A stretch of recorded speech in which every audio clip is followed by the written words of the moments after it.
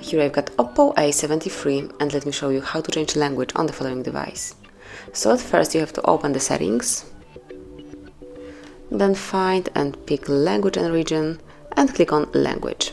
Here you can come along with the whole list of languages, so smoothly scroll down and pick the one that you would like to apply. And let me choose, for example, Italian, and finally click on done. Confirm that you would like to change system language to Italian. And that's it. As you can see, it has been done, so now the whole device is in Italian. You can smoothly use it. And then if you would like to change it again, just open the settings one more time. Then go to language and input. Go to the languages and select the language that you would like to set up now. And in my case, I will go back to English. Click on set as default. And that's it. As you can see, now we are back in English. So this is it.